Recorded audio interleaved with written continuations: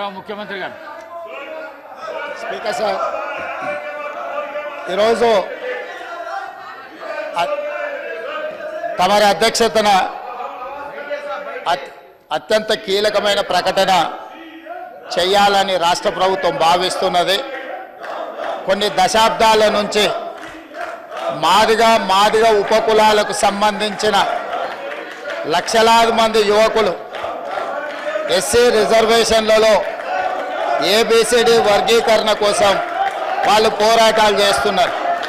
27 సంవత్సరాల నుంచి ఉమ్మడి రాష్ట్రంలో కానీ ప్రత్యేక తెలంగాణ రాష్ట్రంలో కానీ ఏబిసిడి వర్గీకరణ మీద మాదిగ ఉపకులాల యువకులు పోరాటాలు చేయడం జరిగింది.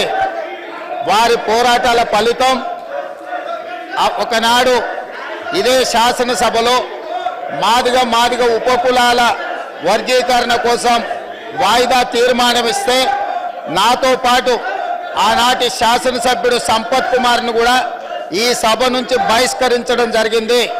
గత ప్రభుత్వం ఏబిసిడి వర్గీకరణ మీద కేంద్రానికి ప్రధానమంత్రికి విజ్ఞప్తి చేయడానికి అఖిల పక్షాన్ని తీసుకెళ్తామని చెప్పి తీసుకుపోకుండా మాదిగ సోదరులను మోసం చేయడం జరిగింది.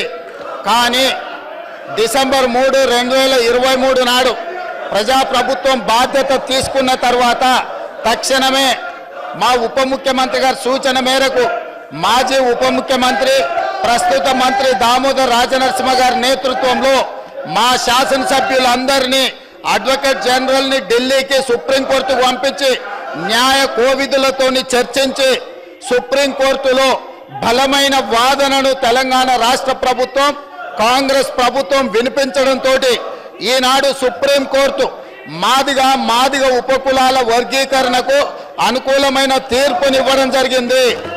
నేను మనస్ఫూర్తిగా సుప్రీంకోర్టు కాన్స్టిట్యూషనల్ బెంచ్కు రాజ్యాంగ ధర్మాసనానికి మనస్ఫూర్తిగా కృతజ్ఞతలు తెలియజేస్తున్నా.